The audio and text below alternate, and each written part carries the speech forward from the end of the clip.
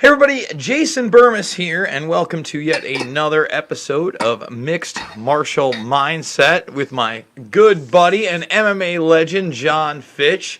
There he is, and John, we're talking about the woes of live streaming on top of all the copyright stuff, the demonetization, the tech stuff. I mean, it is not that easy.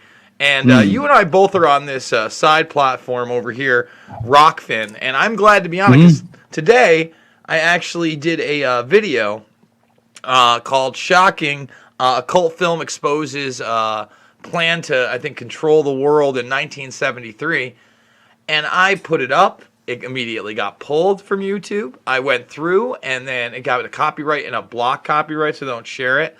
So then I went through and I edited it, and it's a 2-minute segment, and they caught me for 90 seconds. The second time they did it again for 20 seconds, and it's clearly fair use. I'm not pirating the thing. It's not, full screen. I'm commenting over it. I can't even make money on it. Fuck, I'm completely demonetized on this platform. It's pretty frustrating, man. I mean, how's life as a live streamer treating you? Rockfin is pretty amazing. You got pulled off of YouTube, right? It wasn't Rockfin? Yeah, Rockfin's amazing. I'm having a great time with Rockfin. So am I. I mean, honestly, I think that Rockfin, we've discussed it before. It really is the future because it also gives you an investment in the network. You know what I mean? I mean, my Ray, yes, I could turn it into cash, but I've been holding on to it because I really do believe with the expansion of people like Jimmy Dore and others, eventually I'm going to want Ray more than I'm going to want dollars, especially in this roller coaster. Especially right now when the dollar crashes. That's where we're headed.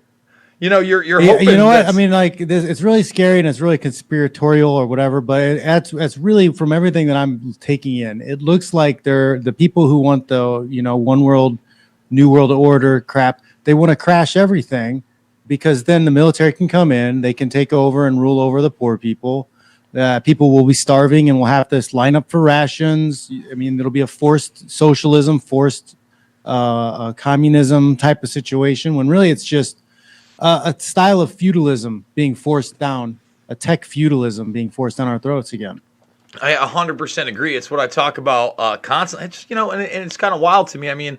I guess I'll point it out now because, I did this film all the way back in 2013. It's 7 years old now, but Shade the Motion Picture, you got a 20-minute segment on Bill Gates, Bloomberg, these guys, Schmidt, the Bilderberg Group, this very thing of a top-down control and really an extension of eugenics. And even the clip that I played in the Holy Mountain, John, was basically that. So it's this crazy, surreal film that if you've never seen, I'll send you a link, but you're never going to, dude, all I can say, it's the wildest film you'll never watch all the way through because I don't think you can make, and it's hard to make it through. This stuff is graphic and wild, and even in it, I had to blur out a bunch of nudity, and there was a large ice penis that I did not blur out.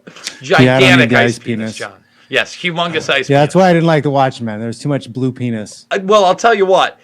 if you're penis shy, you might have to watch out. There's this. So Ringo Starr was supposed to play the main character in this, right? Now, there's not a lot of dialogue in it, and it's like this Christ-like character. But the guy, Jordovsky, who is, I guess, he's the first person you see in it. I'll leave it at that, right? He refused to take out a scene where he has his asshole aggressively scrubbed out by two women in all sorts of symbolic paint, vividly on film is all I'll say. So anyway, the segment that I was going over is a lot of psychedelics in the 70s, huh? Yeah. So this scene has a bunch of elitists, right? And they're sitting around at this dinner, and they're all enjoying themselves, right? And then there's this magician character, and he's running around and he's flailing about. But what he's really doing is he's showing them a plan to make human beings go to work and then enter a coffin. And it's a stack of coffins that they live in now.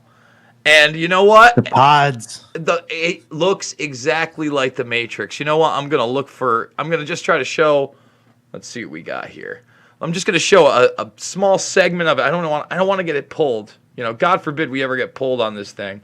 We haven't done that yet, thank God. But well, if it gets that bad, we may just have to move the show to Rockfin. Yeah, well, I do put our show on Rockfin as well, but maybe it should be a Rockfin exclusive too, or maybe we should come up with. Maybe we do it live or something on Rockfin, and because like YouTube's not really friendly to me either. Like they restrict, they ad restrict most of the stuff that I put up. And then I have to go in and manually have it reviewed, and that could take a month. And by that time, like all the views don't really matter. And even if you get the, people giving you live chat stuff, giving you money, like they take a big chunk out of that. So I mean, I don't know. I may just be using YouTube primarily for putting up stuff to be unlisted, and then that's how people access it when I have instructional stuff through my newsletters and stuff. Because I have a kids wrestling newsletter thing coming out. So you have some 5 techniques you can do with your kids that you don't need a mat or a partner. You can do them on your own. They're just drills. I'm putting together some lifting stuff. Like I'm putting it up on Rockfin behind the paywall first, and then I'm going to put it together in a course. So like I think that's what I'm going to use YouTube for, is for the unlisted, just so they can host my content, but I'm not going to try to get any ad shares or anything from them. I'm with you, brother. We're definitely going to have to figure something else out. And you know what? Because now I actually have it up, and I think we're going to skip through scene by scene without any sound on it and like just still shots. So hopefully I don't get in trouble. But I do want to remind people the audio version of this podcast is available at thegruelingtruth.com right after the show. JohnFitch.net is where you find everything John Fitch, including that newsletter. Yep. And the Wake Up Bible, which you can get on all major platforms. What else do we got? And again, check us both out on Rockfin. Oh, by the way, fully demonetized here. So if you do want to, support me, $5, $10, $15. And don't worry, guys. I know a lot of you here for the headline. Is Conor McGregor going to walk? We'll get there in a minute. I'm pretty sick to my stomach, but that's a whole nother conversation. I mean, yeah, I didn't have any real faith that anything was going to be done. I mean, even for regular dudes in Ireland, it's like an 8% conviction rate. Come on, John. Before I get completely irate, let's talk about the enslavement of humanity first, and then. All right, let's do that, and then we can get there. I mean, most people have already willfully enslaved themselves with debt, anyways. So, like, what's some more slavery? So. Again, very surrealist film. Obviously, they're in like an arena or a gym here that's empty, but these are the elitists, right? And here's the ringmaster. So he's setting up in front of them, and it'll zoom in a second, a bunch of little coffins with 2 little trucks at the bottom. And the trucks are there to pick up the feces and the urine. So he explains here that basically they will have the people, and notice like, the elitists are just gorging on like big pieces of chicken. They're showing their gluttony. They're being all fat and disgusting. And basically, instead of like a salesman, he's a magician. He's their PR guy. So this is the large ice penis that I discussed that gets brought in. John, I'm telling you, this is the wildest film you will ever watch. And it had the largest foreign budget of all time at the time, by the way. So the Ice Penis Boys get here. All the ladies who are basically representative of the bought whores of these guys go over to the phallic symbol and worship it. And then they bring in kind of the transgender guy. He's the one helping the magician. It's the Hermetic symbolism here. And then they have a woman who's topless, okay? Basically crawl on her hands and knees and get whipped. Not even into the coffin itself, but a tiny door into the coffin, which she now lives. And she goes to sleep in before she goes to work every day. And this is, right here, the new free man, without a family, without a house, the city of freedom. And this is what the city of freedom looks like. Jazz. It looks a lot like the Matrix. Oh, wow. Well, I mean, I wonder if they got the idea from this. I wonder if the creators and writers of The Matrix saw this movie. I would, you know what? I think there's a really good possibility of that, and it's one of those films, dude, that a lot of people don't know about, but it's the wildest thing. I mean, just the fact that I may have to. Me and Tinkle may do a watch along with it, dude. If you do a watch along with that, you may want to trip. Like, you may want to make it magic mushroom, John. You may want to forget about whatever scotch you're on or whatever blunts or out of whatever smoke stones you're in. Sure, that'll be fun for the side, but go full board for this one. No, man. You can literally watch that one with milk and cookies, though, and you're still going to have, a ton of fun. All right. Let's get into the main story. So basically earlier in the week, this happened on Monday actually, and I've not done a story on it yet. But the Irish Daily Star said no charges for the rape of 2018. They of course said it was an Irish sports star. There's only two outlets. I think it was Dublin Live and RT that actually published it. The Mirror published it, but then they took it back. And there's not a lot of information other than the team of officers have decided that they are not going to charge him. So I don't know whether this is true or not. I want to say that right now. But I do want to say, like you said, when we were talking about this, it doesn't look so good for Ireland in any kind of a sexual assault case. Yeah. And I believe we were all the way back, John. We've been talking about this since the inception of the show, but all the way back in October. It's over a year. Yeah. Year and a half now. And this isn't even the October case. Remember, this is the case from this is January 2018.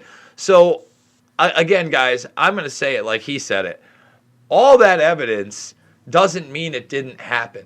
And if you look how the media carefully crafted this narrative of McGregor as a family guy and literally booed the guy out of the press conference that asked him about it and was attacked by his opponent.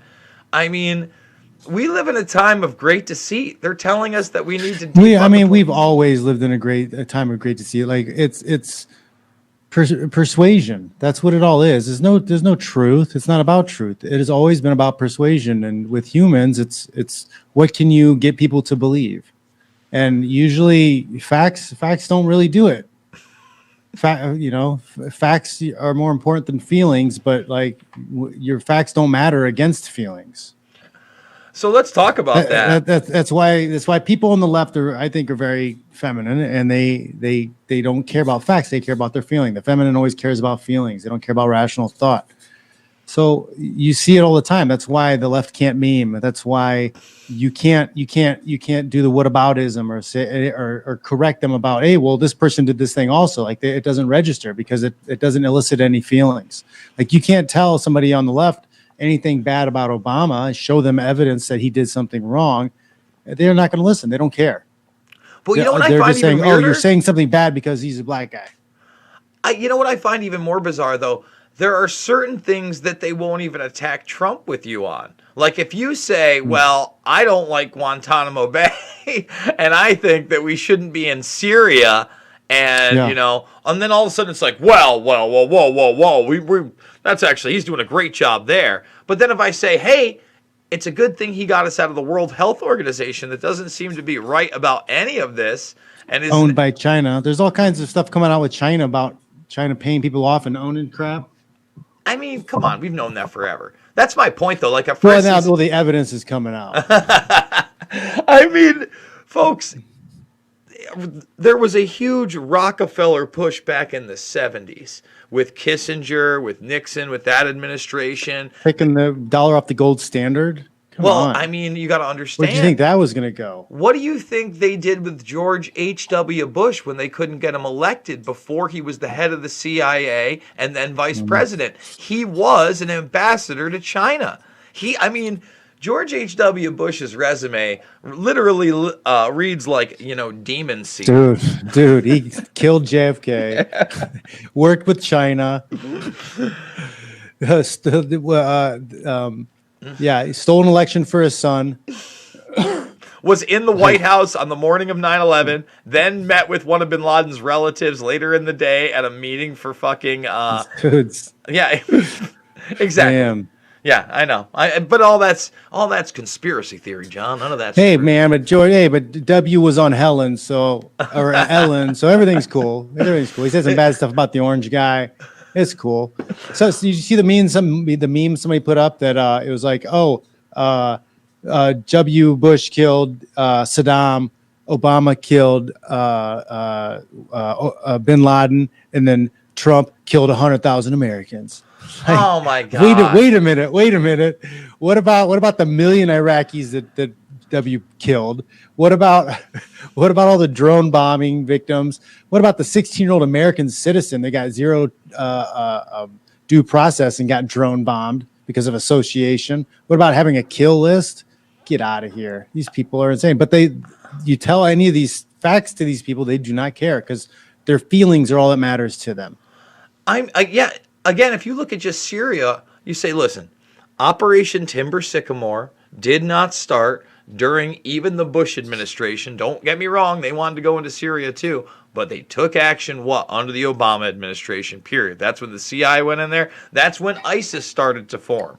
All right, and you look, McCain on the other side, and that's the whole thing. You got to give it to him on both sides. You got to say, well, Barack Obama signs off on that. John McCain is literally funding what will become ISIS and meeting with these people on camera. That is not a conspiracy theory, okay?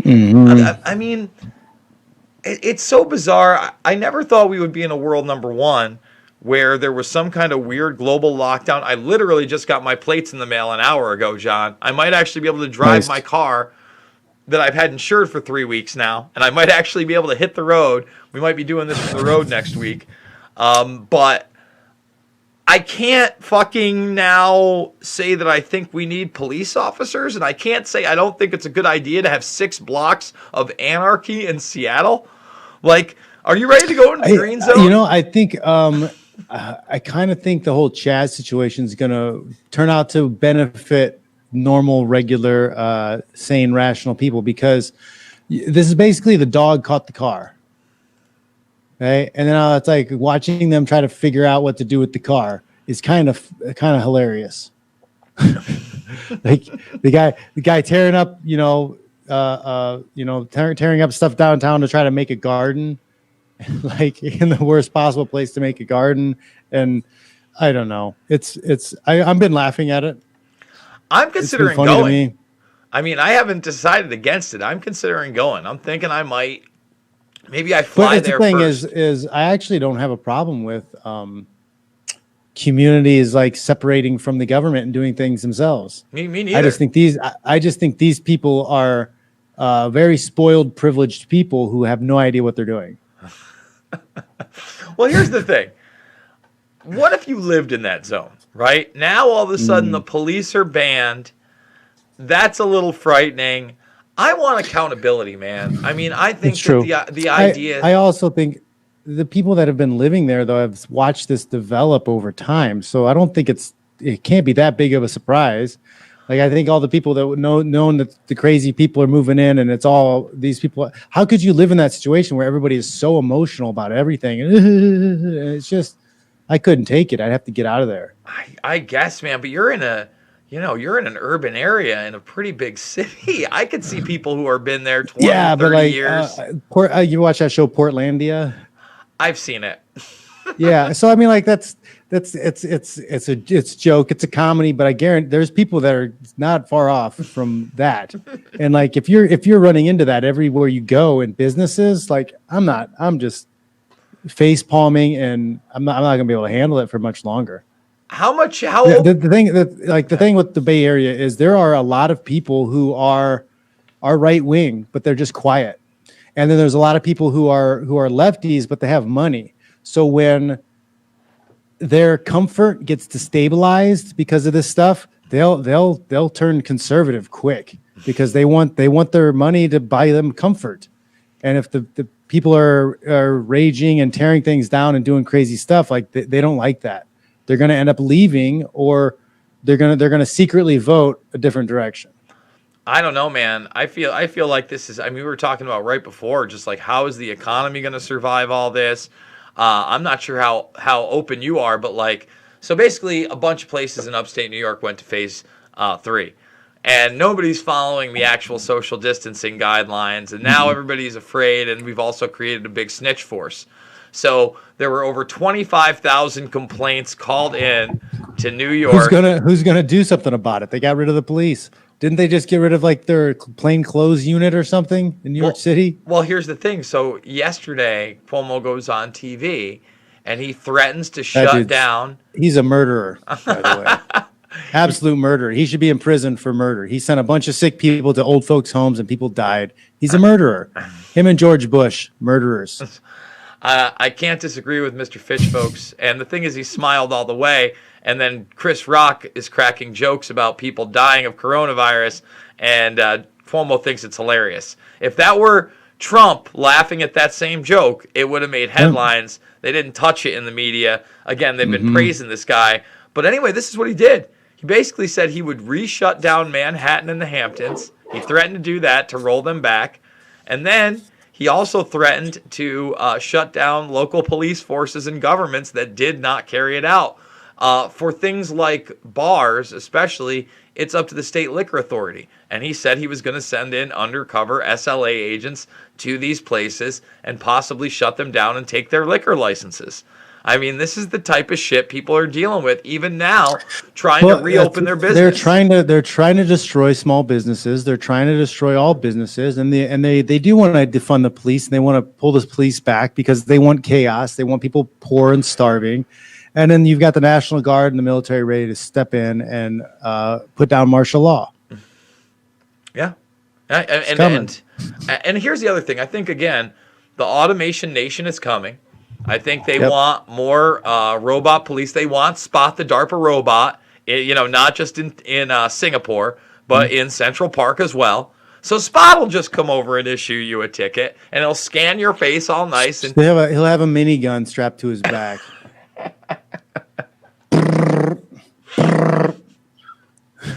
I'm just saying. I saw RoboCop. I know what's up. Well, I think that, all right, so number one, we haven't even dealt with, he still won't say, like yesterday, the last question was, as he went away with his nice little tan to get ready to cut a ribbon today on his dad's bridge. They asked him about the schools again. Hey, what about these schools? Are they going to reopen? He's like, I don't know. I can't tell you yet. What do you mean? It is mid-June. It is mid-June. Again, like 2.5 months. School's supposed to start back up. 2 months straight. August 15th is the first day of classes in places like SUNY Oneonta, SUNY Cortland, all these colleges, 60 days away. They've done no freshman orientation. They've done no planning. He is obviously not going to be reopening. This is going to devastate communities around my state. On top of the fact they're already talking about defunding certain parts of the police department, like you said. So now you have education and you have law enforcement. What's the other one he said he was going to defund? Health. You know how hard it was just for me to see a doctor this month, John? Holy fuck, dude. It's not that they're going to defund these things. The funding's already gone. It's already gone. This is my theory. We talked about this a little bit before, but like Minneapolis, they were trying to cut $165 million out of their budget. $165 million. They're already broke. Then the riots happened. Then the George Floyd deal happened. Like these places, I think, were already broke.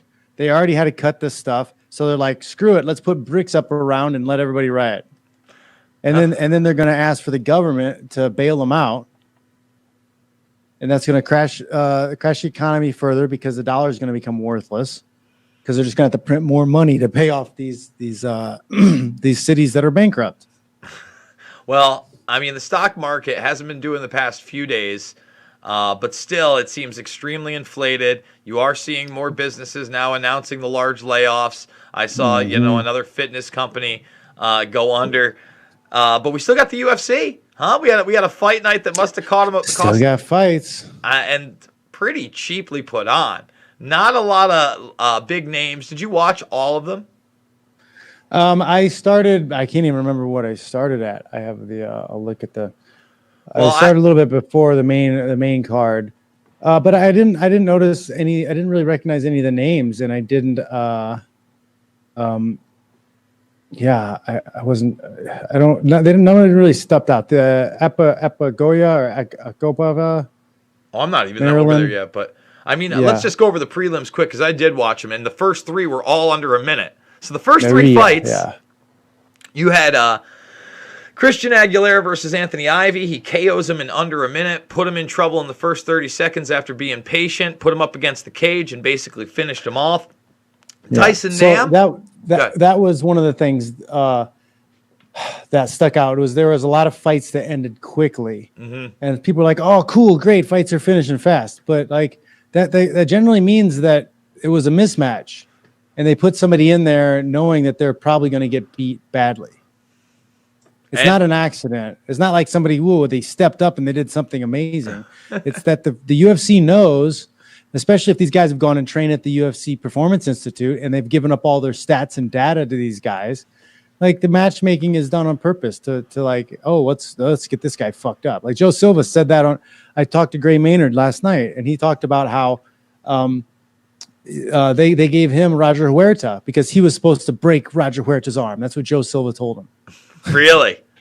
Yeah, because he spoke out because the UFC was pimping him out all over the place, and then they stole one of his sponsors, where like he was supposed to make like 10 grand for doing an appearance from this liquor company, and UFC said no, don't pay him, we'll take care of it, and they stepped in and they stole the sponsor, and all he got was $50 a day per diem. Oh man! So Roger complained.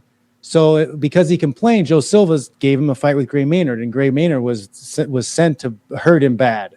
And then Gray was put on a shit list because he didn't beat him up bad enough. Wow. Yeah. I can't wait to guys. That's on John Fitch Knows Nothing. That's on your YouTube channel and Podbean, right? Podbean, and then I stream live on Fight TV also, so they can find me on Fight TV. I stream on 4 platforms, so people can find me and take part. So let's go to the second fight there. This one was a one-off KO. Apparently Tyson Nam had lost his previous 2. This was a kickboxer. He was coming in against somebody who had some glory experience, not a lot of MMA experience, and straight, big right, took him out right on the chin. Yep. It was over before he landed, but he went in there. I think he closed one out for good measure with a hammer fist. Pretty quick one. He was excited. The woman's fight especially looked pretty lopsided that I saw. She caught her with a good knee, though. That's true. In the body. I think that's where I stepped in. She got her with a really good knee to the body, and it's like if you get hit right in the body, there's not a lot you can do. She didn't either. She pretty much curled up, turtled, and took the L. She did the best to stay on her feet. I'll applaud her for not dropping to the ground because that shit hurts. Merab Dvalishvili, he's got the funny hat. Looked really good. Yeah, I think so. And this was actually a pretty good fight. It's not like Lopez was a pushover. This kid looks like he wants a bigger competition. Let's give him a top 15 guy. Let's give him somebody who's fighting to stay in that 10 to 15 range. I think that'll be good for him. He's a tough dude, and he wants to stay active. He wants to keep fighting. I like that. And now's the time. We gotta give him a nickname though, because that last name is just too much. It's too much. I agree. All right. Merab the Devil Dvalishvili, I think. Oh, I like that. The Devil. The Devil. There you go. Devil, Unless he's extremely religious. Yeah. Which he may be because he's Eastern European. This one here, first one. Maria, I don't know much about Agapova, but she came out. She looked great. But again, like you said, this was another quick one. It was a 3-minute fight underneath. She really put a beating on this girl and then got the sub once she basically, what'd she take, an arm on this one? Was this an arm bar? That's what I think I remember. I remember she was just all over on top, side control, and I think then she took the arm. And she looked awesome. But again, it's not only, number one, it's the women's division. Number two, we're in pretty thin waters right now. We're not in deep waters. Yeah, because it's all American fighters. You got to be in the country. Yeah. And then a lot of gyms aren't, if you're not from a big gym, like who are you going to work out with? Like most of the gyms are shut down. A lot of people, like, if you don't have a job, you're not making money. These fighters don't have any money. How are they paying for training camp? Who do we have next? Oh, Espinoza versus De La Rosa. That one went all 3 rounds. That was kind of a tough back and forth. I didn't have a problem with that decision. Did you? No, I can't remember who was it. Jordan won, right? Yeah. Yeah. Yeah. It was an okay fight back and forth, but yeah, it didn't really majorly stand out. Yeah, it's probably one of the weakest ones on the card for standing out. But the Feely Jourdain fight, the way it was scored, I thought was a little insane. That was actually a really competitive fight. I did not. Yeah, it was a good fight. Feely looked really great. I don't understand. Yeah, I don't understand the split unless somebody gave Jourdain a round because he did drop Feely once. Yeah, but it's like the only thing he did the whole fight. I mean, Jourdain looked like he was trying to get offense off. I would say those kicks to his arm, especially those head kicks that Feely kept blocking. I definitely felt like his right arm wasn't as there. He did switch stances a couple times, but for the most part, Feely was absorbing them. He was coming forward. He had dominant octagon control. He had his own striking going on. I'd say Charles Jourdain is tough. You could maybe give him one round, but like you said, it went to a split decision. I didn't see that one coming. So Feely looks good again, man. Feely's an active guy. He's always kind of been on the outskirts of 10 to 15. He's tried to make runs in the past. He's still young. I like him. Again, I'd say give him like a 12, 13. Not even a 13, 14, 15. Give him a 12, 13, maybe even a 10 and see if he can break into the top 10. It was a fun watch. Yeah, he should get a bigger fight. I like Feely. Rosa versus Aguilar. That was actually a tough one, a back and forth. In fact, even though Rosa won, Aguilar's face didn't look anywhere near as bad as Charles Rosa's, which was pretty banged up. Rosa still was able to kind of maintain octagon control. I don't think I had a problem with that decision either. What about you? No, I think it was fine. Yeah, it was fine. Then you got Marvin Vettori. Now, Carl Robertson, he's kind of, he's a pretty decent striker. Vettori lost a split decision to Adesanya in the beginning of his UFC career. Still isn't ranked. Has been a pit bull in there. And I thought he looked fucking awesome. He looked amazing. I will say Carl Robinson did one of the coolest things ever to escape that guillotine choke, where he jumped his feet up because he was in a deep guillotine. The guy picked him up. He jumped his feet up and kicked off the cage in order to get the momentum to roll out of that. And I thought that was genius. But Vettori recovered and got back on top and went back to work. So Vettori, tough guy, big guy. I'd like to see him fight a bigger name. Forget 10 to 15. I'd like to see 5 to 10 on him. Again, Adesanya rose up pretty quick. This guy's all over you. He kind of reminds me almost of a Randy Couture in the way he's able to crowd you, And like you said, it was pretty amazing that Robertson did that. That was a cool thing that he was able to get up off there and get so much momentum off the cage to actually get loose in that scramble. That was an exciting fight. Again, these are exciting fights to watch, but at the same time, how much did this card cost for the UFC to put on? $100,000? Did they even pay out $100,000? I mean, I know. Yeah, I haven't seen the payouts yet, but they can't be that much. And main event time, Cynthia Calvillo, who was a huge underdog, I think 6-1, comes in there, dominates coming up in weight. Afterwards says I missed weight by about 3 pounds, and that they cheated to get her on there, and it certainly appears that way. By the way, everybody, the old towel trick. The old towel trick. Yeah. She put her hands on the towel and was still like 0.5 or 0.25 or something. And here's the thing. All right. But yeah, I mean, it's pro wrestling. They got bills to pay. UFC's got bills to pay. They got to put a show on. They got contracts to, honor. So like, they're going to do whatever they got to do to put the fight on, get you your Big Macs. Well, let's look at this. Jessica Ai was number 1 ranked in that division. This girl just came up 10 pounds. She now should be ranked number 1 in that division. I don't know that she was top 5 in the division below. That's where we're at in women's MMA. And, it's one of those things where if you talk about the Ali Act spread out, if you get to the Rizins of the world, the Bellators, the UFCs, the Invictas, etc., you get a much deeper pool of people to fight, and you have outside people who give the rankings, which I think is very important. It's deeply needed. Deeply needed. Oh, well, we got another fight night coming up. I'm actually excited about this one. Blades versus Volkov. Yeah. This is next week. Volkov. Yeah. Let's look at the card. Is this Saturday? This is Saturday. Early prelims start. Oh, looks like there might not be early prelims, even though they say there are. You never. 5 p.m. Eastern is when we start. Wow, Guida's on the card too. Guida, wow. I can't wait. Why is no pictures for Joe Selecki versus Austin Hubbard lightweight bout? You know anything about them? No, I think that's such a strange thing. I mean, I have an iPhone. Yep. It's got a pretty damn good camera on it, and you can take headshots. You can take a legitimate headshot on new iPhone and use it to go and get an acting role or do whatever. You could use it in your your LinkedIn profile, professional shot. Like I really don't understand the blank or the silhouette photos at all anymore. Makes no sense.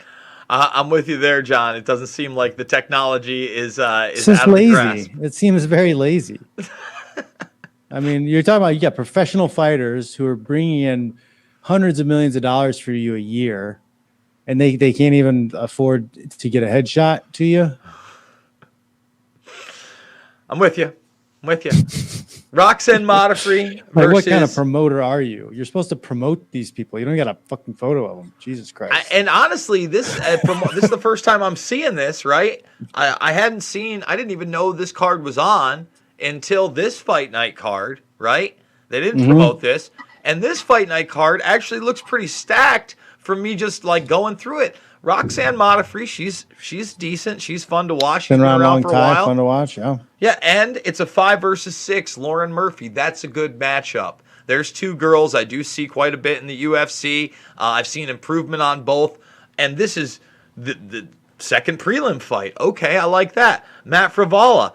I've watched him several times. Exciting fighter, as well as Frank Camacho. Again, probably, in those, 20 to 30 range ranking guys, but bangers. They show up to fight. Okay, good match. Courtney Casey, number 15 versus Jillian Robertson. Again, she's coming in. She's trying to get into the top 15. That one makes sense. Good job. Okay, UFC. Let's see. I don't know much about Piakota versus Barral, I'll be honest, but middleweight bout looks somewhat exciting, I guess. Tisha Torres versus Brianna Van Buren. Don't know. Brianna is one of ours. She's tough. She was an Invicta champ. Okay, so is this her first UFC fight? Because Tisha Torres is 12. I can't remember. She might have had one other. She might have had one already. Okay. I mean, that again, you got a 12, and you got somebody that's trying to come up in the rankings. That would make sense if she came in from Invicta as the champion to go in for a top 15 to start off. So, all right, go UFC. And then Bobby Green, veteran. Clay Guida, veteran. Both at the tail end of their careers. This fight makes sense to me. This has all the makings of a possible banger. I like that. Thank you, UFC. Who you got, Guida or Green? Oh, man. I don't even know. I think I take Clay. I always love to watch the Carpenter go to work. I'm hoping the Carpenter gets it done. I'm with you. I wouldn't be mad if Bobby Green won that one, though. Then you got Jim Miller versus Roosevelt Roberts. Roosevelt Roberts looked good in his last fight. I think he fought maybe a month ago on one of these UFC cards. Jim Miller, did he win his last fight or did he end up losing? I can't remember. Man, I'm going to look it up right now. Because we do it live here, ladies and gentlemen. Jim Miller. Thumbs the video up, by the way. And remember, we have the audio version of the podcast after the fact. Let's see if we can get Oh, come on. Come on, Wikipedia. Let's go. He lost to Scott Holzman, but it went to a decision. And it was where Blagojevich just came in and knocked Corey Anderson cold out. So how long ago was that? That's in February. All right, interesting. So, okay, don't hate that fight. Belal Muhammad versus Lyman Good. Both exciting Surreal, I remember he was an exciting fight. Yeah. Yeah, that should be a good one. Raquel Pennington, always enjoy seeing her fight. It looks like Marion Renault is trying to get into the top 5. She's ranked number 6, and Renault's number 10. I like that. Josh Emmett, Shane Borgos, another good fight. Like that too. Man, that's a tough one to call. Although, I think Shane's coming up, and I think he beats Emmett, but maybe not. Blades versus Volkov. Who you got? Volkov's a stud, but he sometimes he lets his guys off the hook, and that's a problem. You can't you put a big guy in a bad situation. You gotta roll with it, keep the momentum, and put him out, because one punch can change the fight with his big guys. Man, was it Derek Lewis that he was beaten pretty much the whole fight, and then right at the end got caught. Got devastated. Got like a career-ending knockout kind of deal. Like, it was pretty nasty. Man, I like Volkov in this fight, but Curtis Blades could go in there like a man possessed. That's a big possibility as well, I mean, anything's possible with these heavyweights. The guy who gets the first punch square a lot of times can win. Yeah. I like it, though. At least it's a heavyweight fight. I don't think we've had one for like the last one was what? Blagoy versus it was Blagoy Ivanov versus that Asian dude was the last heavyweight fight I think we've had. Fight Island announcement. We're going to get 5 fights in less than 2 weeks' time in Abu Dhabi. What are your thoughts on that, John? 5 fights in 2 weeks' time? You mean 5 events? Yes. Man, they really need that money, huh? Let's hold on. Fight Island. But you know what the first one is, right? Have you not seen it? So let's see what we know about Fight Island. Let's see. Fight Island. Is that the Usman and it's 3 title Burns? fights. Yeah, well, 2 title fights and one where they're gonna have Aldo versus Peter Yan for the vacant Cejudo title. So multiple events. Let's see what we got. Jose coming off a loss. So here it is. I'm sorry. I believe they're saying it's 4 events. Let's see. They had the whole thing on the fight night. Come on. Dates for Fight Island. Here we go. Come on. Yahoo, you can't get in there? No? Did Kevin Ioli write it? Let's see. There it is. July 11th, the 15th, the 18th, and the 25th is what they're doing. Wow. Yeah. And the 11th is the Usman Gilbert Burns fight. I think Burns deserves that after those performances. Who you got in that one, man? I mean, man, it's. I honestly have not been overly impressed with Usman at all. He's a little bit slow. He comes in and he wrestles with you, but I don't see like a great deal of martial arts experience. I don't think his talent stack is that deep. Burns is a young guy with wrestling ability, jiu-jitsu ability, and power in his hands. So I would not surprise me to see Burns win that fight. But again, he's a younger guy, so I could see him losing a close fight or making a mistake, losing the fight, using that to get better, and then come back in a few fights and be the champ for a while, maybe. But it just depends. It really depends. Well, I mean, one thing is they're training partners. That's the other thing. It's not like they don't know each other pretty damn intimately. A lot of people were surprised on that call out, and Burns isn't young. He's low 30s, almost mid 30s. I think he's 33, 34 years old. I like Burns in this fight. He is just so on fire. It just feels like it almost feels like momentum, that Dos Anjos momentum's moment. The powerful thing. When Dos Anjos was on that streak and you just knew he was going to get the title, I feel like he's on that tear. So looking forward to that fight. We got another fight night in between on the 27th too. I think it's Poirier's fighting. So, I mean, UFC's cranking them out. Poirier versus Hooker. Man, that's going to be a good one, too. Yeah, it's going to be fun. I like Dan Hooker. I mean, I think Dan Hooker's got a lot of potential in that division, and, boy, that's a banger. So tough. The UFC's doing it. What do you know about Bellator doing it? We're almost in July. We're hearing the same stuff that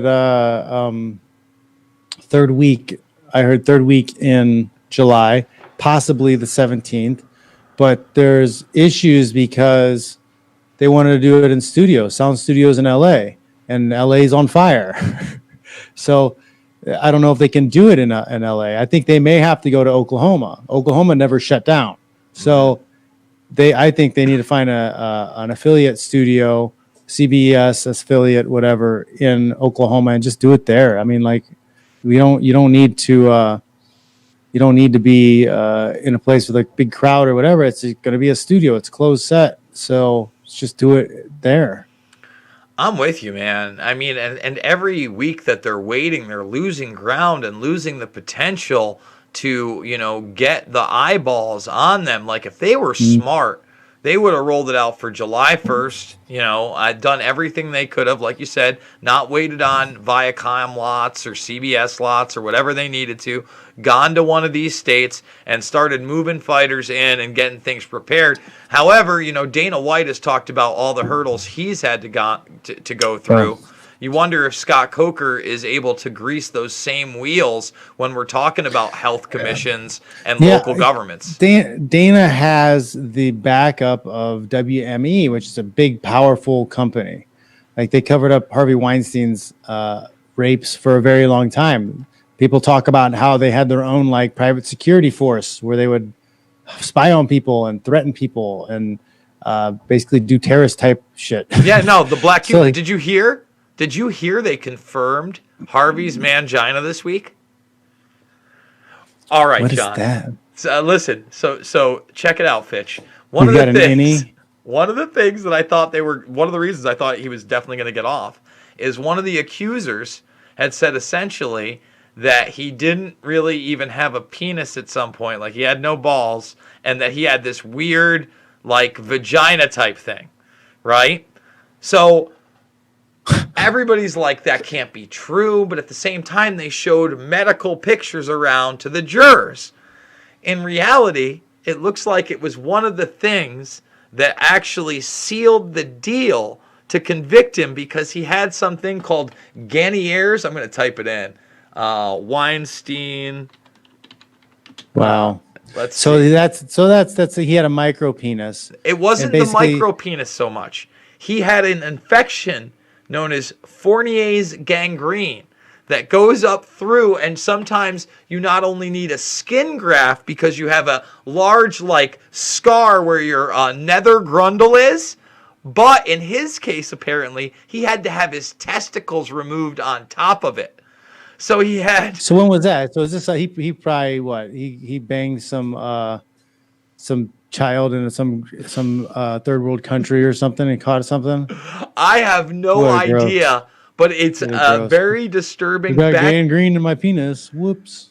It is a Oh, that's not even it. So on top of that, all right, in order to get an erection before he had to do his thing, his assistants would have to take a syringe, John, and inject his penis 5 to 20 minutes before with a thing called Caverject, because it was the only thing that could get him erect because of this disorder. And Caverject is used to get paraplegics who don't have anything in the waist down an erection. That's where we're at. That's the world we live in.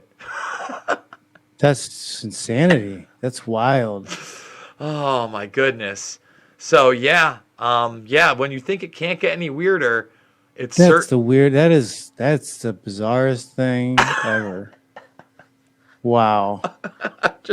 I'm literally speechless. Dude, when I read it, and again they showed the photos to the jurors. Here are the court drawings of it. When that's somebody's job. They had to draw pictures of people looking at Harvey Weinstein's mangina. Well, can you imagine being in the jury and then first being told this, John? First you're told it and you're like, all right, get the fuck out of here with that. This lady is obviously, and then one by one these pictures come across and you've got to actually look at it. I mean, he's not the most physically pleasant man to look at in the first place.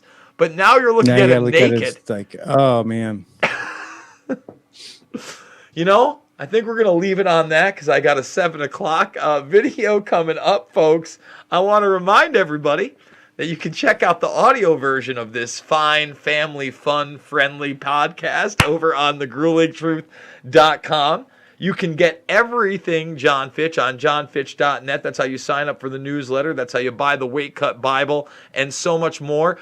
Who do you have coming up this week for things like, cocktails and cauliflower? I still have not picked out my beverage for Thursday yet, but I will have a show tomorrow with Leah Lee for Boomer and Toots on Rockfin. We'll be talking about, topical events. We'll probably talk a little bit about Chaz and I saw some articles about how they're trying to push that women now need to cut their hair above their shoulders because long hair spreads the coronavirus, the Wuhan virus. So now all the women are going to have to get the Karen haircut. Dude, look, man. I want to get Leah's opinion on that. See if she's going to get her haircut like Karen. 2 out of the last 3 days, not including today, I've been able to go to a bar, order a drink, talk to a pretty girl, interact with that girl. I know. I even touched her leg, man. Like we're human beings again, and I can shake my buddy's hand. I can give him a hug, and I've got a snitch force in New York trying to stop that. 25,000 calls to snitch out businesses because they're not following social distancing rules. I had enough. Me and the kids, we scootered to the park or the playground at the school. Mm-hmm. Okay, and other people got sick of it too. Yeah, I put it up on my Instagram story, but somebody had ripped off. They put orange wrap around the playground equipment so nobody would play with stuff. Somebody ripped that off. They took the swings. The swings are taken down. The tires taken down from the tire swing. It's insanity. And like in the same breath, they'll be like, "Oh, you can't do this stuff. You can't go to the family. You can't go to the beach, but you can go and protest for Black Lives Matter, but you can't protest for anything else." So like, I mean, this is very insensitive, but I'm going to cut the lock on my pool because they put a lock on that shit for the Wuhan virus. I'm going to cut the lock and I'm going to put up Black Lives Matters posters and we're going to have a Black Lives Matter pool party. And you should. Well, I'll tell you what, Cuomo backed up off the 10 today and now you can have 25 people. We're done. It's all got to stop. It's all selective enforcement. It's all arbitrary. I want to remind people we're both on Rockfin. So if you endorse, trying to bankrupt us. Yeah, if you endorse either one of us, guess what? You get them all. And I want to say this. If you create a free account, not only can you learn how to choke a man to death from John Fitch, but you will get my uncensored, YouTube-pulled, Did the Holy Mountain Reveal the True Plan for Control video, because they're not censoring that stuff over at Rockfin. It's actually pretty cool over at Rockfin. So for free, you check that out. But it's behind a paywall, so people want that information. They're paying for that information. Yeah. There's nobody complaining to get it taken down. Well, this one's actually not behind a paywall. I give this one for free. You can just have the free one, too. Listen, there's stuff behind the paywall as well. We're going to actually be free tomorrow, noon to whenever, but go create an account there. We do it live. I know you have an original tomorrow. Like you said, you do Boomer and Toots every Tuesday. My boy Steve does an exclusive over there at Tuesday. Rockfin is great. If you want to financially support me, the way to do it is over at the GoFundMe, $5, $10, $15. It means the world to me, guys. I will be back in less than 10 minutes with Disco Dylan Avery talking about the new film 7 that just 5 minutes of aired on PBS this week, and where you can see the full documentary exposing how World Trade Center 7 was not taken down by fires. Guys, love you. See you on the flip. See you later, John. Take you later, guys.